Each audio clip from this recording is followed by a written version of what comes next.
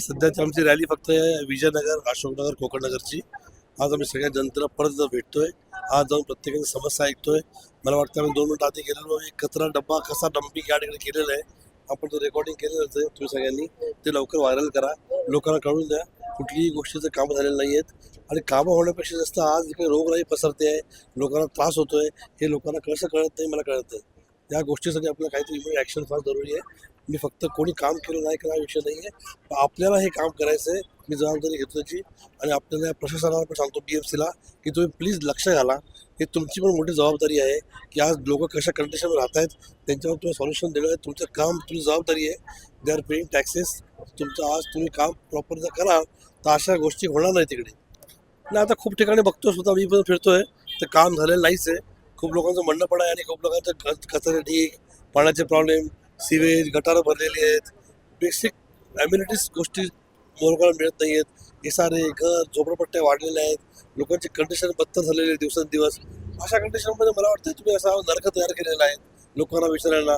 आज त्यांनी बिचारांनी मुंबई येऊन नोकरी करून 2 पैसे कमवून आपला संसार करायचा प्रयत्न ते करतायत. पण तुम्ही त्याला अशा कंडिशनवर ठेवून मला वाटतं शब्दाचा भंग करतोय आपण त्यांचा. चेंबूरचं प्रॉब्लेम चांगलं नाव आहे आणि राहणार पण आहे. चेंबूरसाठी एक अशी एक प्रॉमिनंट प्लेस आपली आहे. आणि मला खरंच कीव येते की त्या कंडिशनला, त्या नावाला आपल्याला असं काही ना पुस्तकाचं काम हे लोक करतायत. एक बेसिक जी असते साफसफाई, तरी किती स्वच्छ होऊ शकतं एरिया आपला, ह्याचं पण त्याला जाणीव नाही आहे. तुम्ही अख्खा दिवस बसून काय करत असता? इकडे या, लोकांमध्ये बसा, लोकांच्या समस्या सॉल्व्ह प्रॉब्लेम. तुम्ही BMCला इकडे आणा, माडाला आणा. तर बघा, एसआरचे काही प्रोजेक्ट्स तयार करा. SRA सुद्धा तुम्ही करता 8-10 वर्ष होतही काही किती कामं. लोकांना जायचं कुठे? कोणाकडे तरी दात बघायची ना. म्हाडा काम करते ना, SRA काम करते ना, कोणीच त्याचा विचार, वाली कोण उरलेला नाही या लोकांचा बिचाऱ्यांचा. कोण काय करते? गरीब माणूस, गरीब जनता जाईल कुठे बिचारी? तुम्ही सांगा मला.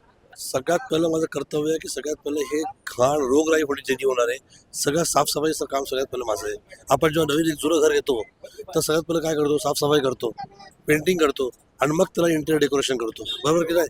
चेंबूरमध्ये मला तेच करायचं आहे. सगळ्यात पहिलं घाण सफाई सगळी साफ करून टाकायची आहे. चांगल्या लोकांना चांगल्या पद्धतशीर राहण्याचा बंदोबस्त करायचा आहे. आणि मग बेसिक त्याच्या ॲम्युनिटीवरती आपण काम करणार आहोत. तुमच्या चॅनल जनतेला मी हेच आवाहन करतो की ही वेळ आहे. परत 5 वर्षांनी तुम्हाला असे वेळ मिळणार. ही ताकद आहे. संविधानिक हक्क तुमचा आहे. कॉन्स्टिट्यूशनल राईट तुम्ही यावेळेला वाजवा आणि आपल्या आवडीचा, आपल्या काम करणाऱ्या व्यक्तीला मतदान करा. ही जनतेला तुमच्याकडे मला आवाहन करायचं आहे. यावेळेला कुठच्याही गोष्टीला बोल पडू नका. तुमच्यामध्ये साड्या, पैसे लोक येऊन तुमच्याकडे वाटतील, त्या गोष्टीमध्ये भूल पडून देऊ नका. परत 5 वर्ष तुम्हाला ही संधी मिळणार नाही आहे. तुमच्या भवितव्यासाठी, तुमच्या चांगल्या भवितव्यासाठी, तुमच्या मुलांच्या चांगल्या भवितव्यासाठी एक चांगल्या व्यक्तीला वोट करा. ही माझ्या तुमच्या माध्यमातून सगळ्या लोकांना आव्हान आहे. माझं मतदान 1 नंबरला आहे, कारण मी 1 नंबर माणूस आहे.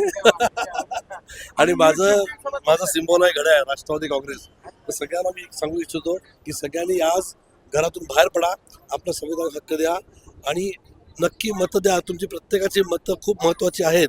तुम्ही सगळ्यांनी नक्की मतं द्या आणि राष्ट्रवादी काँग्रेस आशिष गडकरी निवडून द्या.